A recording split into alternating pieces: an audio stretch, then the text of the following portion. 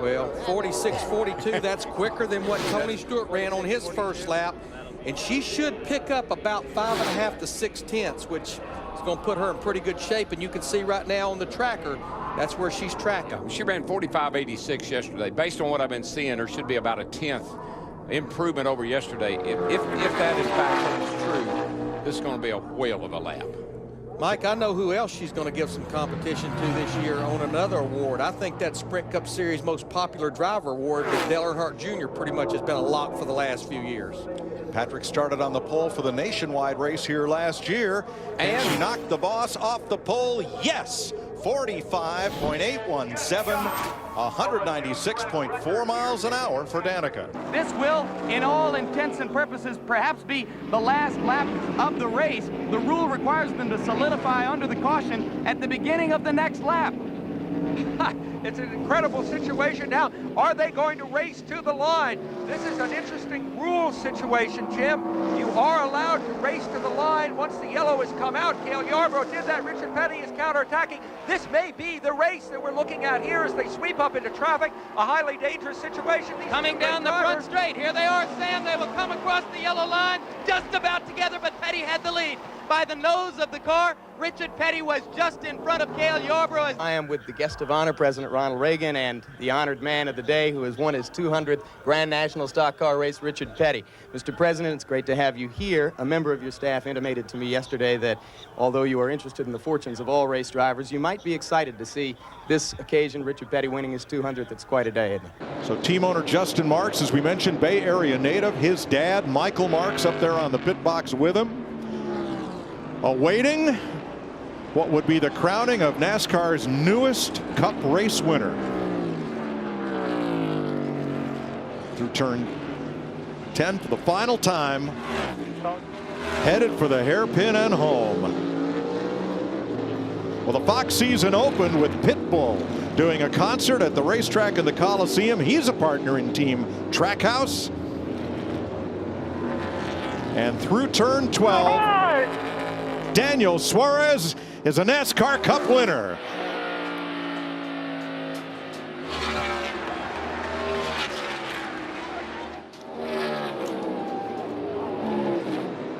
Pace truck is off. Green flag. Custer's going to be there. Custer is there. Great restart. Look at Bubba trying to make it 3-wide, and he does. Bubba Wallace to the inside. Cole Custer's going to have the advantage, I think, on this exit of turn 2 from the outside. How about that move by a 16-year-old? Cole Custer off of turn 4. There you go, young man. Hell of a job. First career win for Cole Custer. Just his 7th career start. Oh, you did it, man. Great job.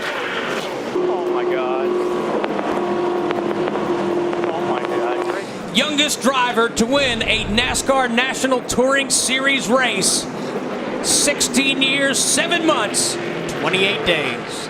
Yeah, I don't ever recall in the modern era anybody that had a more or a bigger speed advantage at a place like Talladega than on that given day. There was no doubt that Bill Elliott was going to win. And he is in a zip code of his own, which is where he was so many times during that entire season.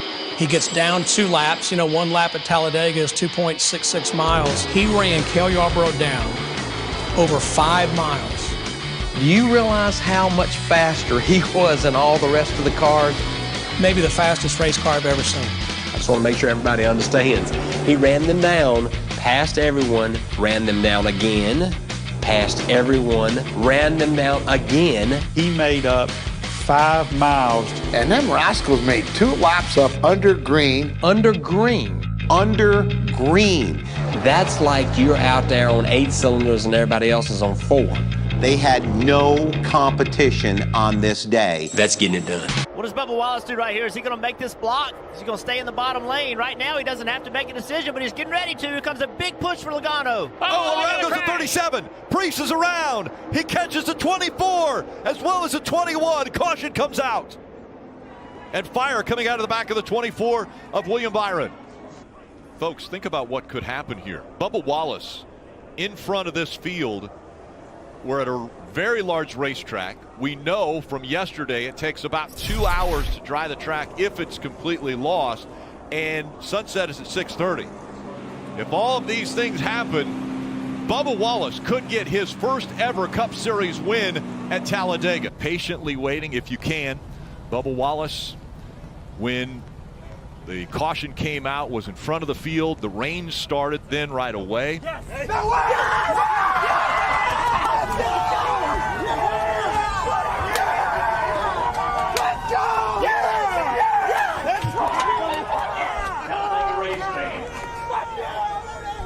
Coming back into the restart zone.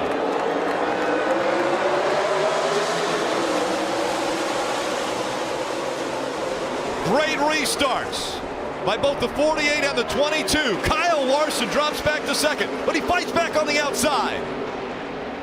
Here comes the 4. Kevin Harvick racing that 22 hard. Come on, baby. Come on. Jimmy Johnson through 3 and 4. Make room. Richard Petty and Dale Earnhardt. There's another 7-time champ. Jimmy Johnson wins his 7th NASCAR Sprint Cup championship.